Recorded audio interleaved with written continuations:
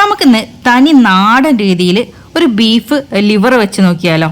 ചിലരൊക്കെ പറയുന്ന കേട്ടിട്ടുണ്ട് ബീഫ് ലിവർ കഴിക്കുമ്പോൾ ഭയങ്കര മടുപ്പ് തോന്നുന്നുണ്ടെന്ന്. പക്ഷെ നിങ്ങൾ ഈ രീതിയിലൊന്ന് ചെയ്ത് നോക്കൂ കേട്ടോ. ഒരിക്കലും മടുപ്പ് തോന്നില്ല എന്ന് മാത്രമല്ല, നമ്മൾ ബീഫിൻ്റെ ലിവർ മാത്രം വാങ്ങിയിട്ട് ഇതുപോലെ ചെയ്ത് നോക്കും. അതുപോലെ ഒരു ഐറ്റമാണ് ഇന്ന് നമ്മൾ തയ്യാറാക്കുന്നത്. എങ്ങനെ ചെയ്തെടുക്കുന്നത് നോക്കാം. ഞാനിവിടെ ഒരു 300 ഗ്രാമോളം ബീഫിൻ്റെ ലിവർ എടുത്തിട്ടുണ്ട് കേട്ടോ. അത് നമുക്ക് നന്നായിട്ടൊന്ന് കഴുകിയെടുത്ത് കട്ട് ചെയ്ത് വരാം.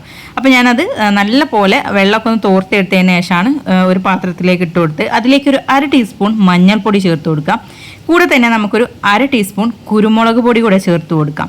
ഇതിലേക്ക് ഞാൻ 1 ടീസ്പൂൺ ഉപ്പ് ചേർത്ത് കൊടുക്കുന്നുണ്ട്. നമുക്ക് ഉപ്പ് പിന്നെയും ചേർത്ത് കൊടുക്കേണ്ടി വരും. അപ്പോൾ ഇതിലേക്ക് ആവശ്യത്തിനുള്ള 1 ടീസ്പൂൺ ഉപ്പ് ഞാൻ ഇപ്പോൾ ചേർത്ത് കൊടുത്തിട്ടുണ്ട് കേട്ടോ.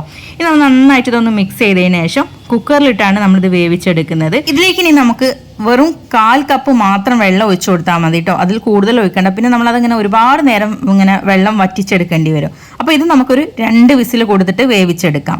2 വിസിൽ കൊടുത്ത് വേവിച്ചതിന് ശേഷം പ്രഷർ മൊത്തം പോയതിന് ശേഷമാണ് കേട്ടോ ഞാനത് തുറന്ന് നോക്കുന്നത്.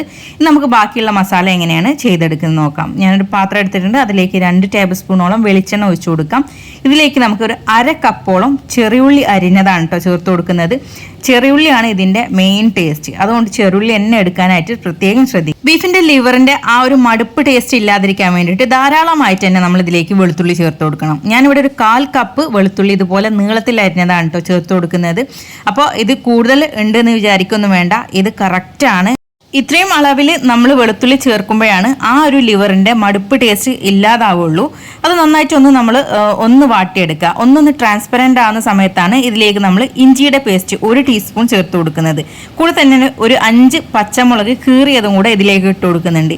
ഇഞ്ചി നിങ്ങൾക്ക് വേണമെങ്കിൽ ചതച്ചിട്ട് കൊടുക്കുന്നെങ്കിൽ അങ്ങനെ ചെയ്ത് കൊടുക്കാം കേട്ടോ. ഇതിലേക്ക് 2 തണ്ട് കറിവേപ്പിലയും കൂടെ ചേർത്ത് കൊടുക്കാം. എന്നിട്ട് ഞാനിതൊന്ന് വാട്ടിയെടുക്കുന്നുണ്ട്. ആ ഇഞ്ചിയുടെ ആ ഒരു ചുവ ഉണ്ടല്ലോ, പച്ച ചുവ, അതൊന്ന് മാറുമ്പോഴാണ് നമ്മൾ പൊടികൾ ചേർത്ത് കൊടുക്കുന്നത്. ഒരു 1/4 ടീസ്പൂണ് മഞ്ഞൾപ്പൊടി ചേർത്ത് കൊടുക്കാം. പിന്നെ ഇതിലേക്ക് മല്ലിപ്പൊടി 1 ടീസ്പൂണാണ് കേട്ടോ ചേർത്ത് കൊടുക്കുന്നത്. അതിൻ്റെ കൂടെ തന്നെ ഒരു 1/2 ടീസ്പൂൺ പെരിഞ്ജീരകത്തിൻ്റെ പൊടി ചേർത്ത് കൊടുക്കാം. പിന്നെ നമുക്കിതിലേക്ക് 1 ടീസ്പൂൺ കുരുമുളക് പൊടി ചേർത്ത് കൊടുക്കാം. കുരുമുളക് പൊടി നമ്മൾ ഇത്രയല്ല ചേർക്കുന്നത്, ഇനിയും ചേർക്കുന്നുണ്ട്. ആദ്യത്തെ സമയം നമ്മൾ ഇത്രയാണ് ചേർക്കുന്നത്. പിന്നെ ലാസ്റ്റാണ് കേട്ടോ നമ്മൾ ചേർത്ത് കൊടുക്കുന്നത്. എന്നിട്ട് നമ്മൾ വേവിച്ച് വെച്ച ആ ഒരു ലിവർ ഉണ്ടല്ലോ, അത് ഇതിലേക്ക് ആ വെള്ളത്തോട് കൂടി തന്നെ ഇതിലേക്ക് അങ്ങ് ഒഴിച്ചു കൊടുക്കാം. നമ്മുടെ ലിവർ മുഴുവനായിട്ട് വെന്തിട്ടില്ല, കുറച്ചുകൂടെ വേവ് ഉണ്ട്. അപ്പം നമ്മൾ ഇനി അത് ചെയ്യേണ്ടത് ഇതുപോലെ നമ്മൾ പുരട്ടിയെടുക്കുകയാണ് ചെയ്യാനുള്ളത്. അതായത് ഈ വെള്ളമൊക്കെ ഒന്ന് വറ്റിച്ചെടുത്ത് ഇങ്ങനെ പുരട്ടുന്ന രൂപത്തിലാണ് നമ്മൾ ചെയ്തെടുക്കുന്നത്. പിന്നെ ഞാനിതിലേക്ക് കുറച്ച് ഉപ്പിട്ട് കൊടുത്തിട്ടുണ്ട് കേട്ടോ. കുറച്ച് ഉപ്പ് കമ്മി തോന്നിയിട്ടുണ്ടായിരുന്നു. അപ്പോൾ നിങ്ങൾ നോക്കിയിട്ട് വേണമെങ്കിൽ മാത്രം ചേർത്ത് കൊടുക്കുക. പിന്നെ നമ്മളിത് വേവിക്കുമ്പോൾ അടച്ച് വെച്ചിട്ട് ലോ ഫ്ലെയിമിൽ വേണം വേവിച്ചെടുക്കാനായിട്ട്. ഇടയ്ക്കിടയ്ക്ക് ഇതുപോലെ തുറന്ന് ഇളക്കി കൊടുക്കുകയും വേണം കേട്ടോ. പിന്നെ ആവശ്യമെങ്കിൽ നമുക്കിതിലേക്ക് അല്പം വെളിച്ചെണ്ണയും കൂടെ വീണ്ടും ചേർത്ത് കൊടുക്കാം. വെളിച്ചെണ്ണ നമ്മൾ ചേർക്കുന്നത് തന്നെയായിരിക്കും കൂടുതൽ ടേസ്റ്റ് കേട്ടോ.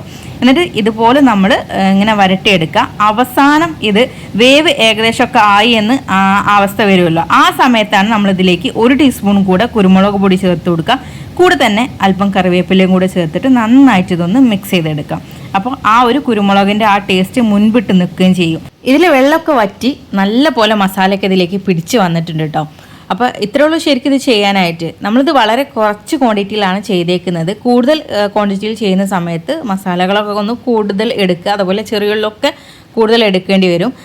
പിന്നെ മല്ലിപ്പൊടി ഒരിക്കലും നിങ്ങൾ കൂടുതൽ ചേർക്കരുത് കേട്ടോ. കാരണം മല്ലിപ്പൊടി നമ്മൾ ഇതിലേക്ക് കൂടുതൽ ചേർത്താൽ ഒരു കുത്തൽ ഫീലാണ്. അപ്പം എപ്പോഴും അത് നോക്കിയിട്ട് തന്നെ ചേർത്ത് നോക്കുക. അപ്പോൾ ഈ ഒരു വീഡിയോ നിങ്ങൾക്ക് ഇഷ്ടപ്പെട്ടെന്ന് വിചാരിക്കുന്നു.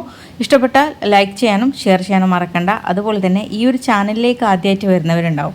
അങ്ങനെയുള്ളവരാണെങ്കിൽ ചാനൽ ഫോളോ ചെയ്യാനും കൂടെ മറക്കരുത് കേട്ടോ. അപ്പോൾ എല്ലാവർക്കും താങ്ക്സ് ഫോർ വാച്ചിങ്.